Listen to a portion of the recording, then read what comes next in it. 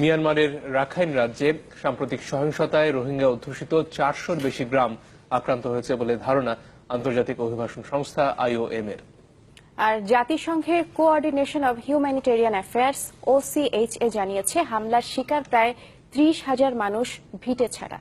সেনাবাহিনী ঘিরে রাখায় কোনো সাহায্য পাঠাতে পারছে না আন্তর্জাতিক সংস্থাগুলো। এদিকে শুক্রবার রাতে রোহিঙ্গাদের বহন করা 7টি নৌকা নাফ নদী থেকে ফেরত পাঠিয়েছে বাংলাদেশ কোস্টগার্ড। কক্সবাজার প্রতিনিধি নুপা আলমকে সাথে নিয়ে রিপোর্ট করছেন GM মুস্তাফিজুল আলম। মিয়ানমার সেনাবাহিনীর হত্যাযজ্ঞ থেকে বাঁচতে রাখাইন রাজ্যের নেসাপ্রুং গ্রাম থেকে পালিয়ে 2 শিশু সন্তানকে নিয়ে বাংলাদেশে আশ্রয় নিয়েছেন নূর হোসেন।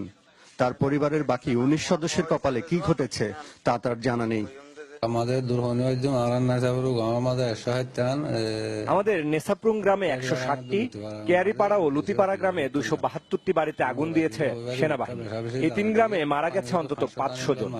আগুনে পুড়িয়ে, জবাই করে, গুলি করে রোহিঙ্গাদের হত্যা করেছে তারা। গত 9 অক্টোবর 3 সীমান্ত চৌকিতে সন্ত্রাসী হামলার পর রাখাইন রাজ্যে মিয়ানমার সেনাবাহিনী যে অভিযান শুরু করেছে তাতে অন্তত 30,000 রোহিঙ্গা ভিটে ছাড়া হয়েছেন বলে জানিয়েছে coordination of humanitarian affairs OCHA। এই সংখ্যার সাথে একমত পোষণ করে আন্তর্জাতিক অভিবাসন সংস্থা IOM বলছে রোহিঙ্গা অধ্যুষিত শত শত গ্রাম জ্বালিয়ে দেওয়া হয়েছে। জাতিসংঘের শরণার্থী বিষয়ক সংস্থা UNHCR মনে করে অভিযানের মুখে হাজার হাজার মানুষ বাস্তুচ্যুত হয়েছে। অক্টোবর মাস থেকে সেখানে একটা সংঘর্ষ চলছে এবং মায়ানমারের বর্ডার, বাংলাদেশ বর্ডারে মানুষ যে বসবাস করে তাদের সূত্রেও আমরা জানতে পেরেছি তারা ধোঁয়া দেখেছে, গুলি শব্দ শুনেছে, মানুষের চিৎকার শুনেছে, কখনো কখনো বোম্বিং দেখেছে।